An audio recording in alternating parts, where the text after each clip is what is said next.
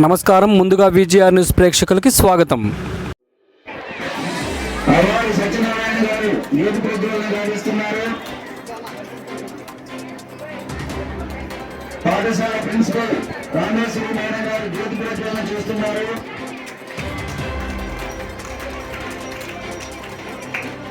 Thank you sirs and madams. తర్వాత మన పాఠశాల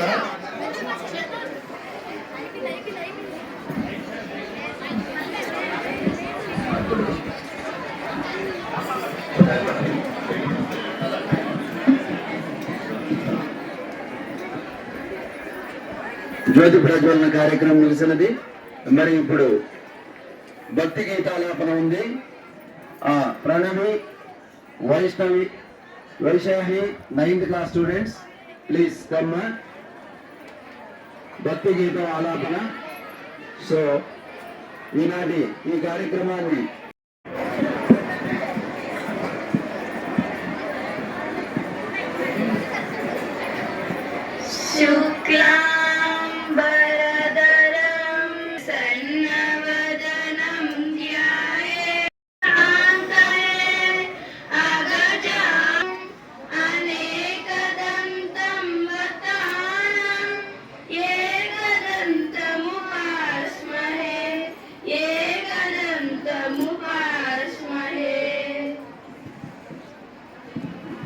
Thank you, children.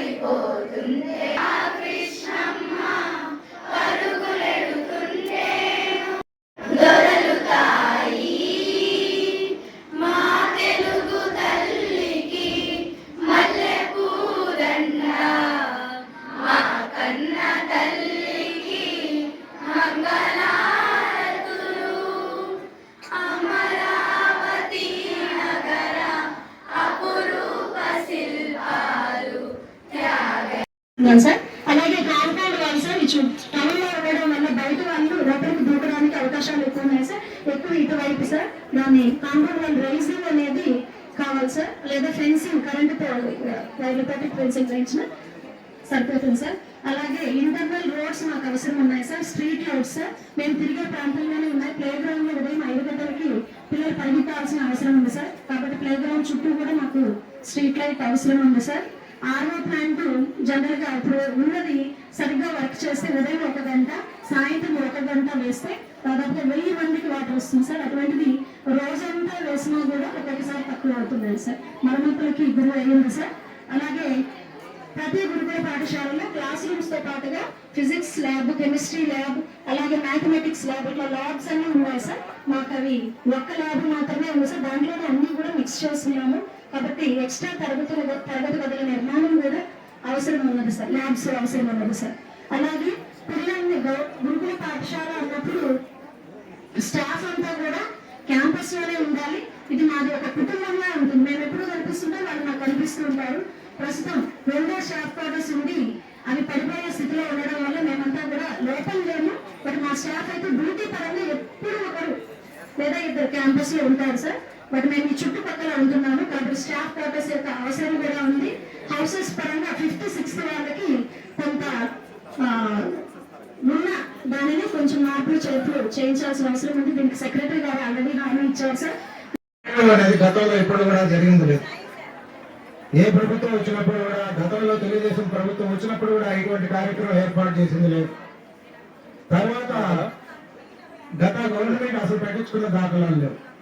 కానీ ఈసారి మన విద్యాశాఖ మంత్రులు లోకేష్ బాబు గారి యొక్క ఆలోచన మేరకు ఈ రోజు ఈ యొక్క ప్రోగ్రాం అనేది జరుగుతూ ఉంది. ఈ సందర్భంగా బడికి వెళ్దాం, వికసిత ఆంధ్రప్రదేశ్ మలుపు అని చెప్పేసి పిలుపునివ్వడం జరిగింది. బడికి వెళ్దాం అంటే పిల్లలందరం బయటకు వెళ్దాం,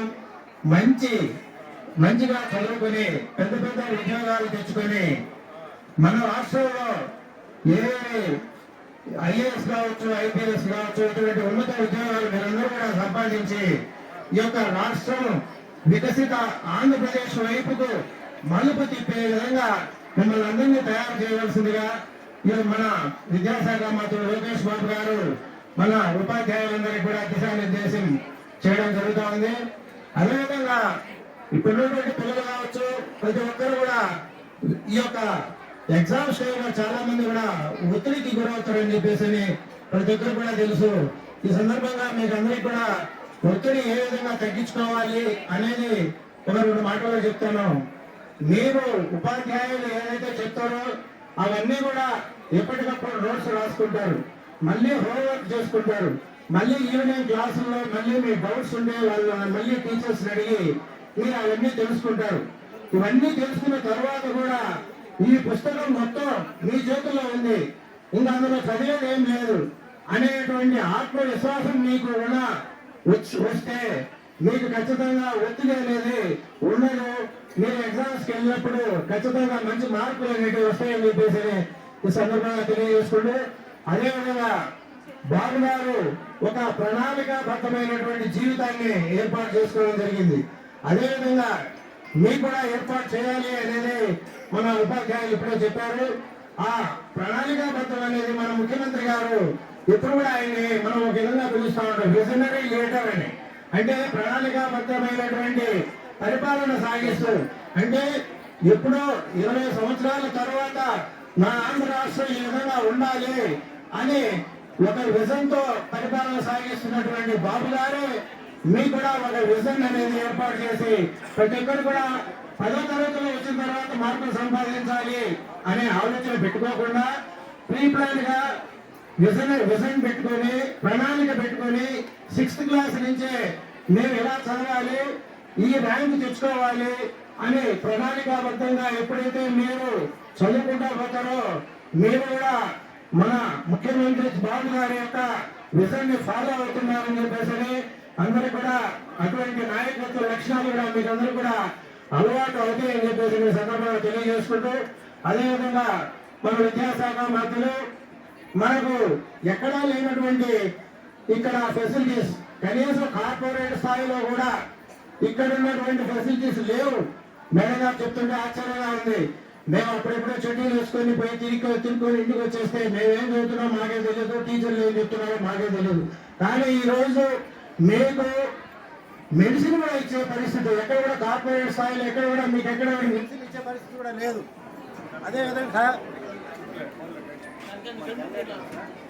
అదేవిధంగా ఈరోజు మేడం గారు చెప్తుంటే దగ్గర 30 ట్యాబ్స్ ఇచ్చారు అని చెప్తున్నారు. ఇవన్నీ కూడా ఎక్కడ కూడా కార్పొరేట్ స్థాయిలో ఫ్రీగా ఎక్కడ ఇచ్చిన దాఖలాలు లేవు. కానీ కార్పొరేట్ స్థాయి కంటే కూడా మించి మిమ్మల్ని చూడాలి, ఈ రాష్ట్రము మీ చేతుల్లోనే ఉంది అని చెప్పేసి విద్యాశాఖ మంత్రులు మీ మీద చాలా భరోసా పెట్టారు. కాబట్టి మన విద్యాశాఖ మంత్రి ఈ యొక్క పిల్లల బాధ్యత నాది, నేను చూసుకుంటాను, వీళ్ళందరినీ ప్రయోజకులు నేను చేస్తానని చెప్పేసి లోకేష్ బాబు గారు అంటే మీ చదువుకున్న తర్వాత ఉన్నతమైనటువంటి ఉద్యోగాలు, ఉన్నతమైనటువంటి పదవులు నేను చూసుకుంటాను, నాది బాధ్యత అని చెప్పేసి మన ముఖ్యమంత్రి చంద్రబాబు నాయుడు గారు అదే మీకు అవకాశాలు ఇస్తే, అదేవిధంగా మరి ఈరోజు ఈ వెంకటగిరిలో మన శాసనసభ్యులు కురుగుల రామకృష్ణ గారు మీకు ఏమి ఈ స్కూల్లో అవసరము, ఇంకా మీకు ఏం కావాలి, మీకు ఏం చెప్పినా నేను చేస్తాను, మీరు బాగా చదువుకోండి అని చెప్పేసి మిమ్మల్ని ఆశీర్వదించడానికి ఈరోజు ఇక్కడికి వచ్చిన సందర్భంగా ఈ అవకాశం లేదు. కాబట్టి ఇంతటితో ముగిస్తూ అందరికి కూడా సెలవు తీసుకుంటున్నాను. మనకంతా తెలుసు, మన చిన్న తరాల్లో మనకు కూడా పేరెంట్స్ మీటింగ్ జరిగేది. మన పేరెంట్స్ మీటింగ్ కి, మా పిల్లల పేరెంట్స్ మీటింగ్ అయితే నేను ఎప్పుడు పోలా, మా భార్య పోయేది. అంటే అంత బాధ్యత రహితంగా ఉన్నాం మనం అప్పుడు. ఇప్పుడు మెగాని కలిసి ఒక అద్భుతమైన ప్రోగ్రాం, అంటే ఒక రాష్ట్ర ముఖ్యమంత్రి ఒక రాష్ట్ర మంత్రులు, ఆయా నియోజకవర్గాల ఎమ్మెల్యేలు సార్కి ఎన్నో పనులు ఉంటాయి, ఎంతమందో కాసుకోలేదు, పక్కన పెట్టు. అది పక్కన పెట్టి విద్యార్థుల భవిష్యత్తు ముఖ్యం. మనకు విద్యార్థి పేరెంట్స్ వాళ్ళ భవిష్యత్తు ముఖ్యము అని ఒక మంచి ఉద్దేశంతో ఈ రోజు మన పేరెంట్స్ డేకి ఎవరు ఒక అధ్యక్షుడు, ఉపాధ్యాయుడు మనం ఉండేది.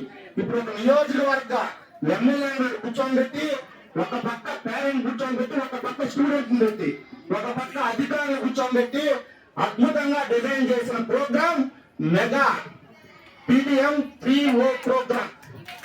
దీని యొక్క ముఖ్య ఉద్దేశం ఏంటంటే విద్య సత్ఫలితం, భవిష్యత్తు, పనితీరు, ఈ 4 లక్ష్యాలతో పెట్టిన ఏకైక భారతదేశంలో లేని ప్రోగ్రామ్ ఇది. విద్య ఫస్ట్ విద్య కావాలా. చాలా మంది పేరెంట్స్ కి, స్టూడెంట్స్ కి ఒక చిన్న విద్య అంటే చదువు ఒక్కటే కాదు.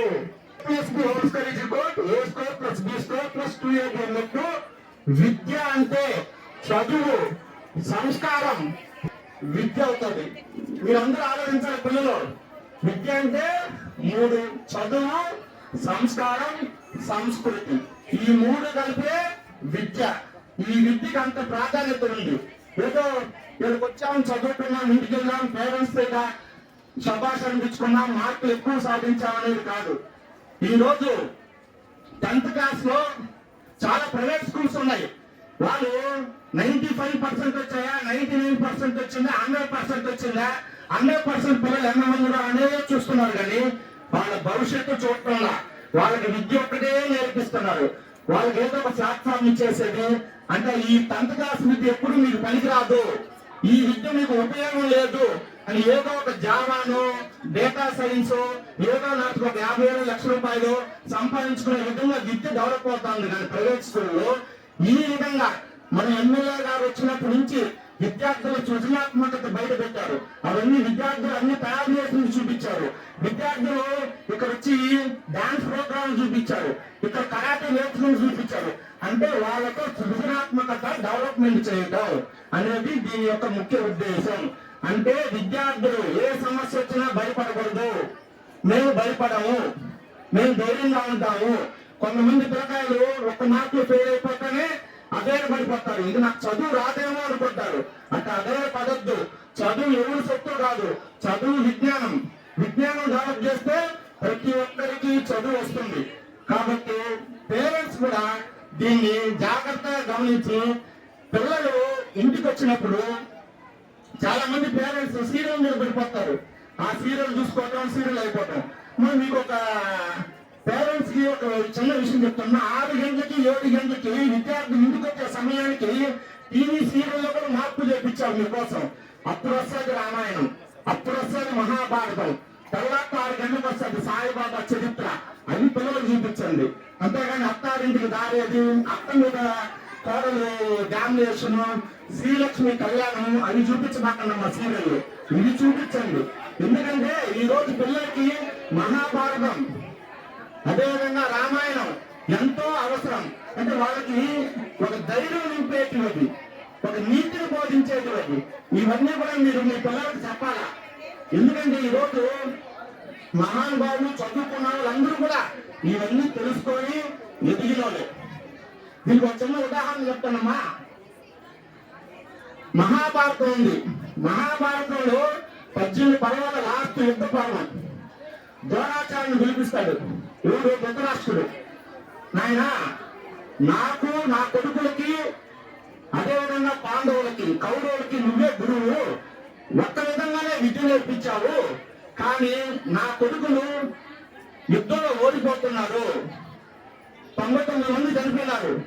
ఒకే ఒక్కడు మిగిలి ఉన్నాడు, దుర్యోధనుడు. ఎందుకు ఈ పరిస్థితి ఏర్పడింది అని ద్రోణాచార్యుని అడుగుతాడు. దానికి ద్రోణాచార్య ఒకే సమాధానం చెప్తాడు. విద్య నేర్పించింది నేను, విద్య నేర్పించింది నేను. సంస్కారము, సంస్కృతి నేర్పించింది అటువారా శని, ఇంకొకడు కర్ణుడు. ఇటువారా సంస్కారం నేర్పించింది పాండవులకి కుంతీదేవి తల్లి, శ్రీకృష్ణుడు. ధర్మం ప్రకారం వాళ్ళు నేర్పించారు కాబట్టి వాళ్ళు యుద్ధంలో గెలిచారు. అధర్మంగా సంస్కృతి సంస్కారం లేకుండా నీ కొడుకులు 100 మందిని పెంచారు కాబట్టి ఈ రోజు మహాభారతం మీరు అర్థం చేసుకోవాలా.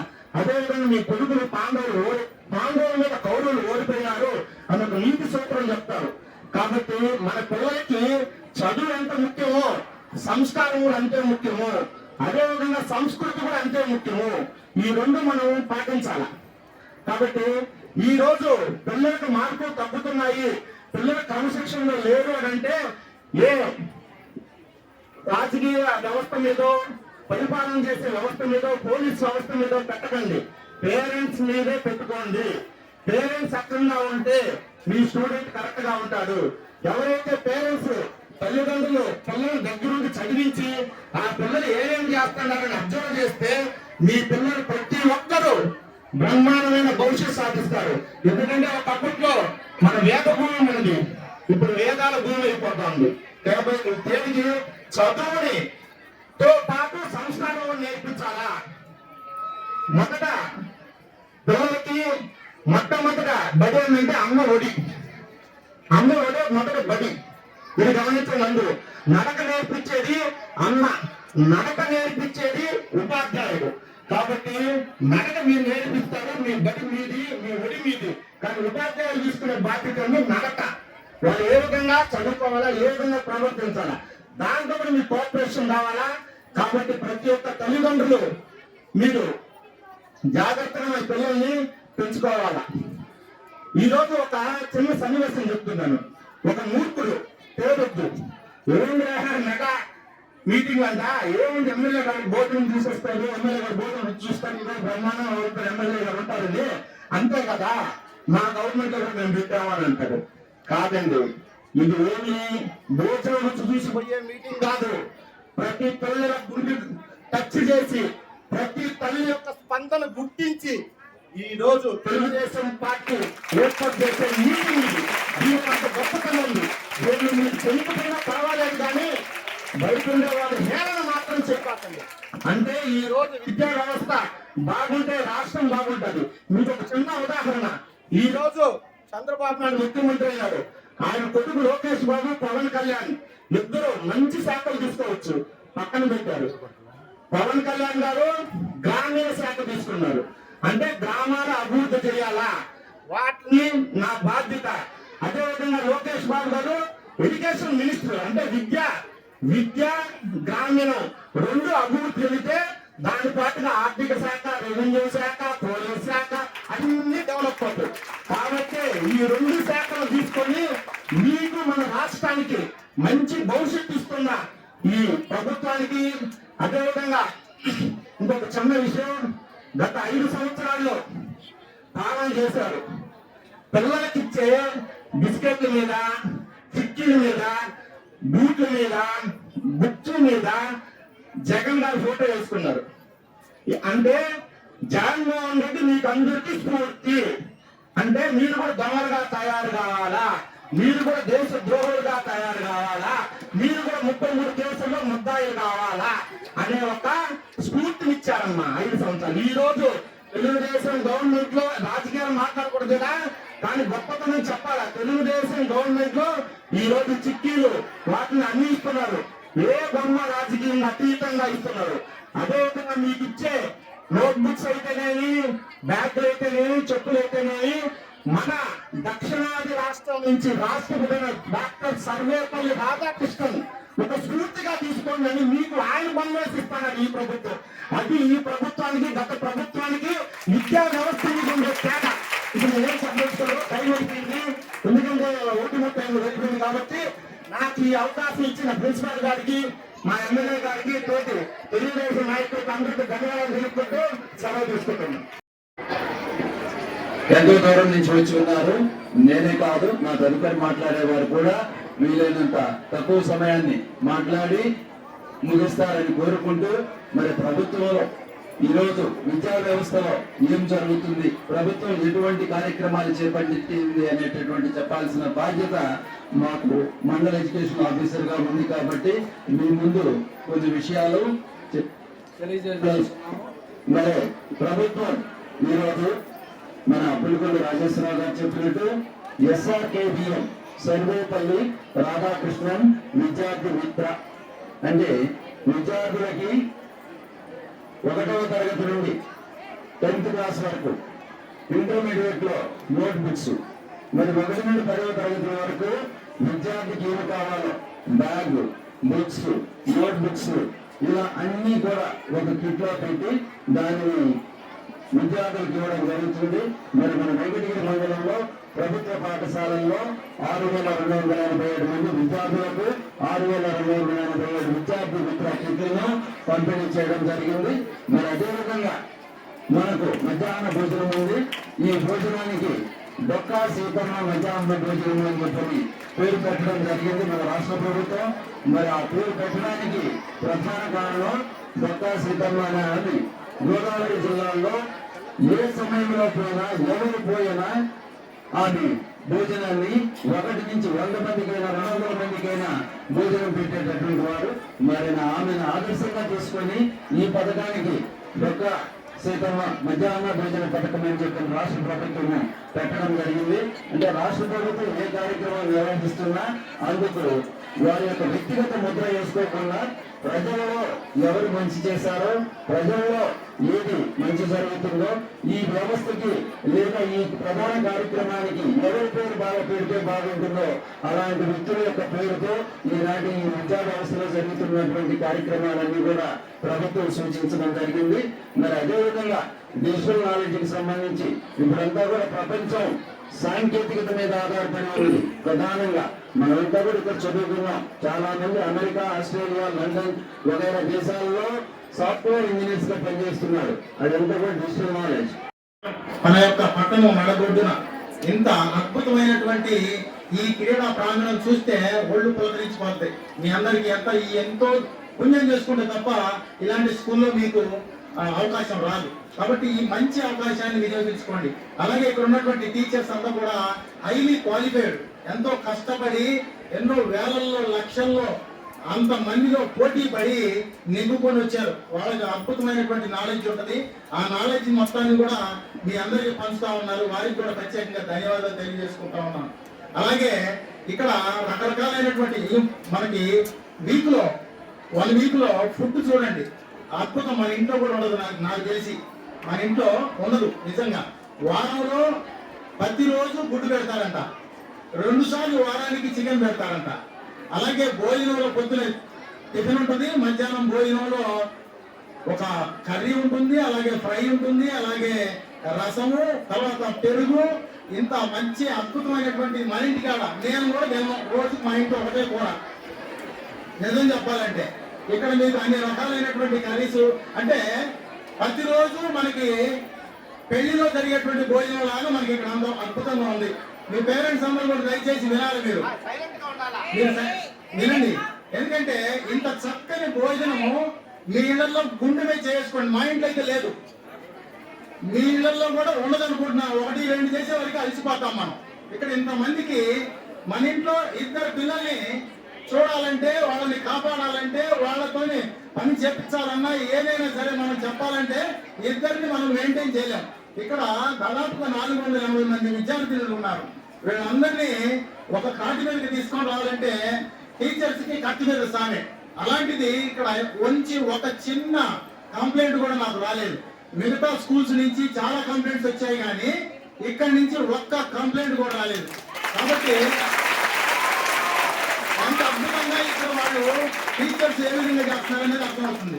రెండో విషయం చెప్తాను. ఇప్పుడు ఈ మధ్య కాలంలో సోషల్ మీడియాలో చూసాం, మనం నిజంగా చూడకపోయినా సోషల్ మీడియాలో ఎప్పటికప్పుడు వచ్చేస్తా ఉంది. ఎవరైనా టీచర్స్ ఈ యొక్క ఎగ్జామ్ లో నువ్వు సరిగ్గా రాయలేదు, చదవట్లేదు అని చెప్తే ఆ పేరెంట్స్ కానీ లేదా ఆ పిల్లలే ఎగబడి టీచర్స్ మీద ఎగబడి 4-5 ఫ్రెండ్స్ కలిసి కొట్టినటువంటి దాఖలాలు యూపీలో ఉన్నాయి.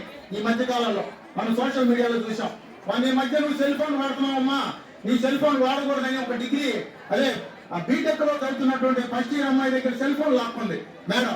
లాక్కుంటే ఆమెని డాష్ అని తిట్టుకుంటా, ఆమె మీద ఎగబడుకుంటా రాయేసుకొని ఇసిరేసి ఇస్తావయ్యో అని చెప్పేసి తవ్వు వేసుకుంటా ఇది సోషల్ మీడియాలో పెద్ద వైరల్ అయింది. తర్వాత అమ్మాయిని సస్పెండ్ చేయడం కూడా జరిగింది. కాబట్టి ఈ మధ్య కాలంలో నారాయణ స్కూల్లో కూడా ఒక పేరెంట్ నా కూతుర్ని తిట్టావంట కొట్టావంట అని చెప్పేసి పరిగెత్తుకుంటూ వచ్చేసి ఆ గందరగోళంగా లేడీ టీచర్తోని విపరీతమైనటువంటి మాటలు మాట్లాడడం జరిగింది. ఇప్పుడు మన దగ్గర కూడా కొన్ని చోట్ల జరుగుతూ ఉంటాయి. అమ్మ మొక్కై వంగనిది మారై వంగునా, ఒక నగ మీ మెడలో బంగారం ఉంది, ఈ బంగారం డైరెక్ట్గా వచ్చేస్తుందా, దాన్ని సానబెట్టి దాని మీద ఎన్నో రకాలైనటువంటి వేడి చేసి శుద్ధి దెబ్బలు పడితే మంచి నగ వచ్చేస్తుంది. అట్లాగే మీరు కూడా చదువుకున్నారు. మీ చిన్నతనంలో మీరు టీచర్స్ తో దెబ్బలు తినలేదా? తప్పు చేస్తే దండించే అధికారం లేదా? తల్లిగా నీకు లేదా ఆ బాధ్యత? నువ్వు కూడా చేయాల్సినటువంటి ఆ బాధ్యతని ఆ యొక్క టీచర్స్ చేస్తా ఉన్నారు. అప్రిషియేషన్ చేయాలి, అవసరం వస్తే అప్రిషియేషన్ చేయాలి తప్పించి వచ్చి టీచర్స్ మీద తప్పు వేసుకొని గందరగోళం చేసేసి మీ చుట్టుపక్కల ఉన్నటువంటి అందరినీ తీసుకొచ్చేసి గొడవేసుకొని అవసరమైతే పోలీస్ స్టేషన్ దగ్గర కూడా వచ్చి కేసులు పెట్టే సంస్కృతి మారిపోవాలి. మీ పిల్లల యొక్క బంగారు భవిష్యత్తు కోసమే చేస్తారు తప్ప వాళ్ళకి వ్యక్తిగతంగా మీ పిల్లల మీద కానీ మీ మీద కానీ ఏ రకమైనటువంటి దేశ భాషలు ఉండవు. కాబట్టి దయచేసి పేరెంట్స్ అందరూ కూడా టీచర్స్ కి సహకరించండి. మీ పిల్లల యొక్క నడవడికని మంచి మార్గంలో పెట్టడానికే ఆ రకమైనటువంటి వాళ్ళ మీద కోపడ్డా ఏది చేసినా కూడా అది క్షణిక కాలమే కానీ ఏ రకమైనటువంటి ద్వేషం కాదు. కాబట్టి మీరందరూ ఆలోచించుకోవాలా. ఈ అవకాశం ఇచ్చినటువంటి అందరూ కూడా ప్రత్యేకంగా ధన్యవాదాలు తెలియజేసుకుంటూ సెలవు చేసుకుంటారు. సభాధ్యక్షులు ప్రిన్సిపల్ గారు, అదేవిధంగా ఎంపీ అయినటువంటి సోదరి మేడం గారు, ప్రొఫెసర్ మేడం గారు, అదేవిధంగా స్కూల్ చైర్మన్ సోదరుడు పులికల నాగేశ్వరరావు గారు, ఏఎంసీ చైర్మన్ విశ్వనాథన్ గారు, అదేవిధంగా అల్లా సత్యం గారు,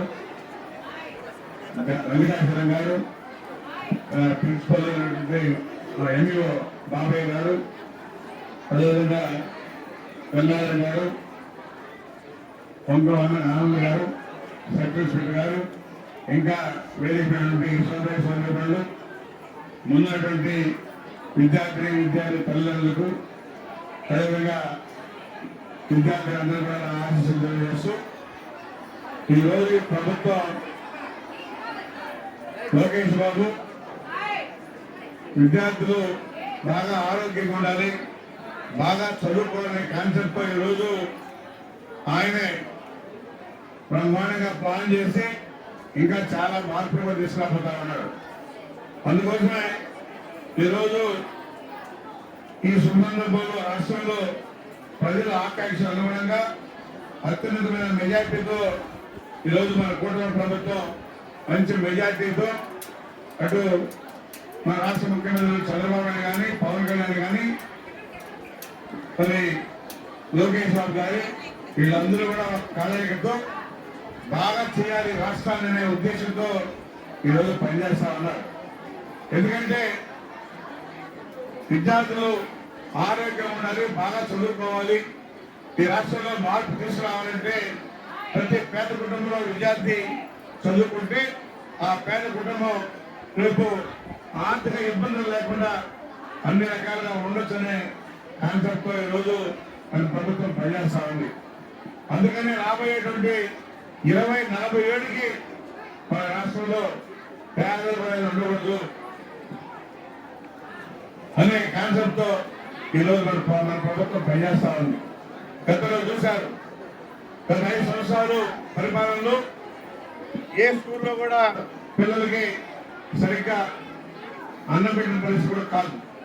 ఈరోజు ఈ ప్రభుత్వం సన్న బియ్యం ఇచ్చి ప్రతిరోజు గుడ్డు పెట్టి వారానికి 2 రోజులు చికెన్ పెట్టి, అంటే వాళ్ళెల్లరికైనా కూడా ఇక్కడ బాగా పెట్టాలి, ఆరోగ్యం ఉండాలి, వాళ్ళ బాగా చదువుకునే ఉద్దేశంతో ఈరోజు ఈ ప్రభుత్వం పనిచేస్తా ఉంది, చిత్తశుద్ధితో పనిచేస్తా ఉంది.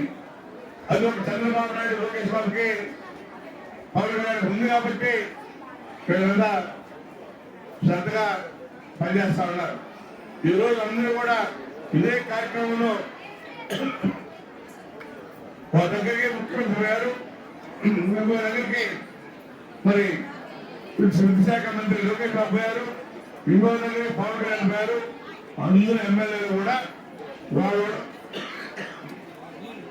కాన్స్టిట్యూన్సీలో పనిచేసే విధంగా ఈరోజు ఈ ప్రోగ్రాంలో పాల్గొనడం జరిగింది. ఎంత వర్షం ఉన్నా కానీ వర్షాన్ని కూడా లెక్క చేయకుండా ఖచ్చితంగా ప్రోగ్రాంలో పాల్గొనాలనే ఉద్దేశంతో ఈరోజు మన ముఖ్యమంత్రి గాని విద్యాశాఖ మంత్రి గాని అదేవిధంగా పవన్ కళ్యాణ్ గాని అందరూ కూడా వెళ్ళి మీటింగ్ లో పాల్గొని వాళ్ళ సూచనలు సలహాలు అన్ని కూడా ఇవ్వడం జరుగుతా ఉంది. అందుకనే ఆడబిడ్డల విషయంలో తల్లిదండ్రులు తల్లి ఎక్కువ బాధ్యత తీసుకోవాలి. ఎందుకంటే ఏదున్నా కానీ తల్లికి చెప్తుంది బిడ్డ. ఆ బిడ్డని సక్రమైన దారిలో నడిపించే దాని కోసం తల్లి శ్రద్ధ తీసుకుని ఆమె ఏం చేస్తుంది, చదువుతా లేదా అని చెప్పి అన్ని కూడా అర్థం చేసుకుని ఇంటికి పోయిన వెంటనే చదివించడం, ఈరోజు ఏం జరిగిందని అడగడం, అవన్నీ తెలుసుకోవాలి. అందుకనే ఈరోజు ఈ మెగా పేరెంట్స్ టీచర్స్ పెట్టి వాళ్ళకు కూడా ఒక అవగాహన వచ్చేలాగా, ఎందుకంటే టీచర్స్ కి పేరెంట్స్ కి ఒక ఆప్యాయత ఏర్పడేదాని కోసం ఈ కార్యక్రమాన్ని కూడా ఏర్పాటు చేయడం జరిగింది. ఎందుకంటే ఏదైనా ఉంటే డైరెక్ట్ గా వచ్చి మరి టీచర్స్ కూడా రిపోర్ట్ చేయొచ్చు, చెప్తే వీళ్ళు కూడా దాన్ని పరిశీలించుకుంటారు, పిల్లలు కూడా భయపడుతూ చదువుకుంటారు. అందుకని దానిలో భాగమని చెప్పి ఈరోజు ఈ కార్యక్రమం పెట్టి టీచర్స్ తల్లిదండ్రులని ఆప్యాయంగా ఉండే విధంగా ఏర్పాటు చేసింది ప్రభుత్వం చెప్పని కూడా తెలియజేస్తా ఉన్నాం. అందుకనే మన రాష్ట్రంలో అందరూ విద్యార్థులు పేద విద్యార్థులు చదువుకుంటే మన రాష్ట్రం బాగుంటుంది, సురక్షంగా ఉంటుందనే ఉద్దేశంతోనే ఈ కార్యక్రమం జరుగుతామని చెప్పి కూడా తెలియజేస్తూ మీ అందరూ కూడా పత్రికా సభకి పేరు పేరున ధన్యవాదాలు చేస్తూ సెలవు తీసుకుంటా ఉన్నాం. ఈ స్కూల్లో భోజనశాల చెప్పారు, దీన్ని ఖచ్చితంగా శాంక్షన్ ఇస్తాం. అదేవిధంగా కాంపౌండ్ వాల్ హైట్ తక్కువ ఉంది, ఎవరంటే వాడు వస్తున్నారు, దాన్ని కూడా హైట్ చేసే ఏర్పాటు చేస్తాం. రోడ్స్ ఈ లోపల ఈ రోడ్డు కూడా ఏర్పాటు చేస్తామని చెప్పి తెలియజేస్తూ, అదేవిధంగా స్కూల్ ల్యాబ్స్ ఈ ల్యాబ్స్ కూడా ప్రభుత్వం దృష్టిలో పెట్టి శాంక్షన్ చేస్తా. అందుకని ఈ తరగతి గదులు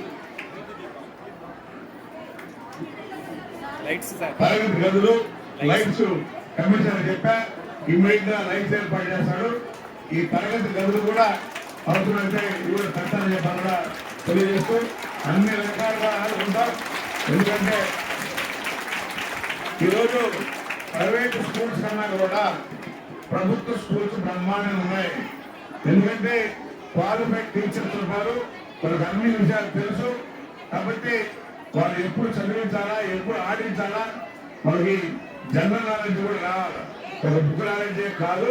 కాబట్టి ఈ జనరల్ నాలెడ్జ్ కానీ ఆటపాటలు అన్నీ ఉంటే ఆరోగ్యంగా ఉంటారు. అదేవిధంగా జనరల్ నాలెడ్జ్ కూడా అవసరం చెప్పి కూడా తెలియజేస్తూ, కొంతమంది బుక్ నాలెడ్జే ఉంటుంది, జనరల్ నాలెడ్జ్ ముందు చదువుకుంటారు, వాళ్ళకి ఏమీ తెలియదు. కాబట్టి జనరల్ నాలెడ్జ్ కూడా నేర్పించాలని చెప్పి కూడా తెలియజేస్తూ మీ అందరికీ పేరు పైన ధన్యవాదాలు చేస్తూ సెలవు. లెటర్ రూపంలో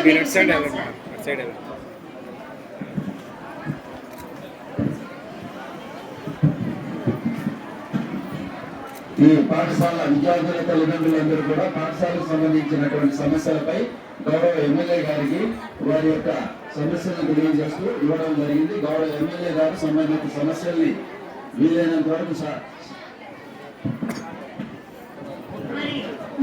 మాకు సంబంధించి ఇక్కడ 52 అంగళ్ళు ఉన్నాయి.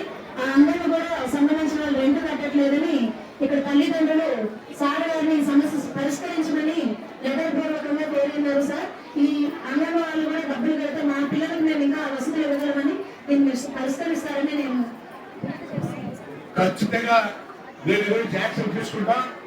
దాన్ని ఏం చేయాలో దీన్ని కమిటీ వేసి ఆ కమిటీలో ఎంఆర్ఓ గారు, కమిషనర్ గారు, నేను, సిఐ గారు అందరూ ఉంటారు.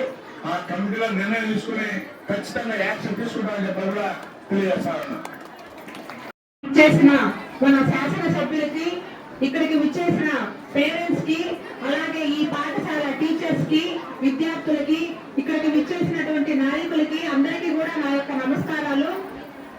ఇప్పుడు బాల్య వివాహాల మీద ఒక చిన్న ప్రతిజ్ఞ అనేది ఉన్నది.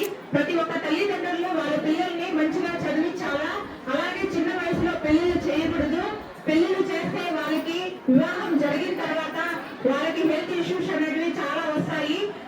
చేతులారా మన పిల్లల భవిష్యత్తునే మనమే కాల రాసినట్లు అవుతుంది. లాస్ట్ టైం కూడా మన జంగాలపల్లిలో ముద్దపల్లిలో ఒక అమ్మాయికి పెళ్లి చేస్తూ ఉండగా మేడం శంషాబాద్ మేడం అడ్డుకొని ఆ అమ్మాయికి పెళ్లిని ఆపించి ఆ అమ్మాయి లాస్ట్ ఇయర్ 577 మార్కులతో ఆ అమ్మాయి ఫస్ట్ వచ్చింది 10th క్లాస్ లో.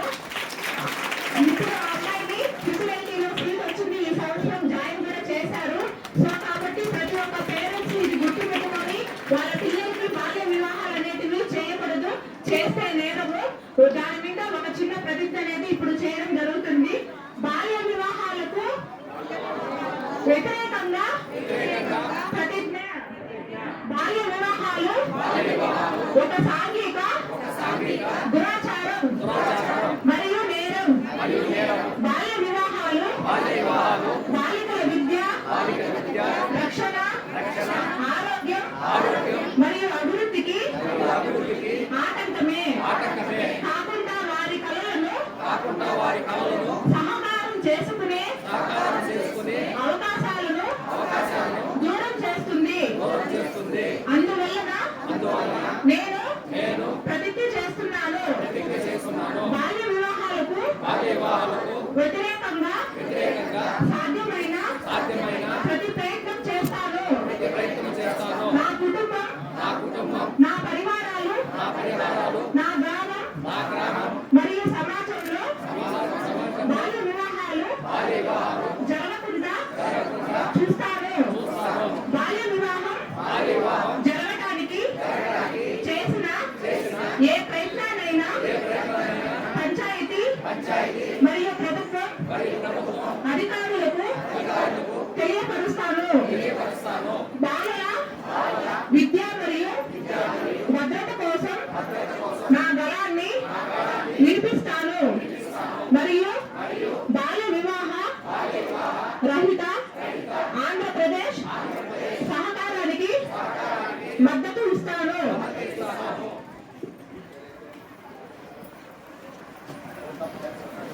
Thank you madam. మరి చివరిగా vote of thanks KTP madam గారు వచ్చి చెప్తారు. దానికి ముందుగా భోజనాలు పేరెంట్స్ అందరికీ కూడా మరి వెనకలం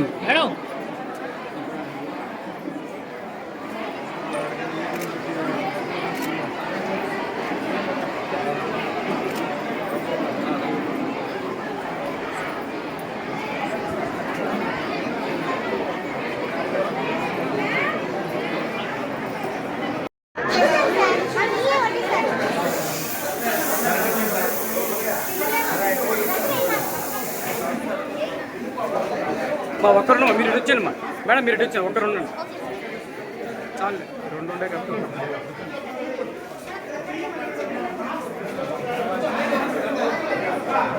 చేతికి ఎన్ని దొరుకుతాయి చాలు, 2 పెట్టి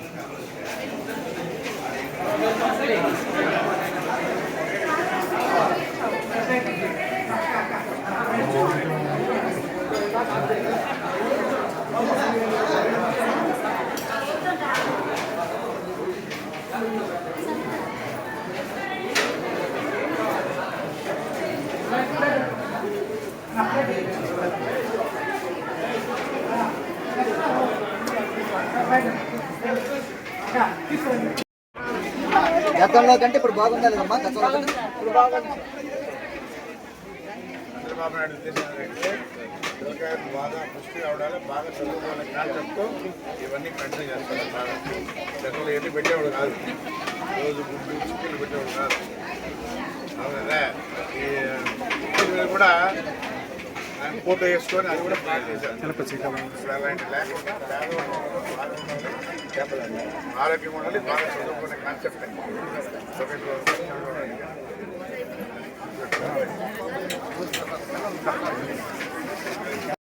రోజు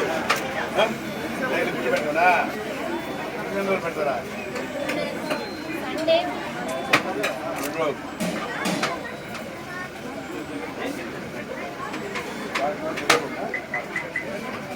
మీరు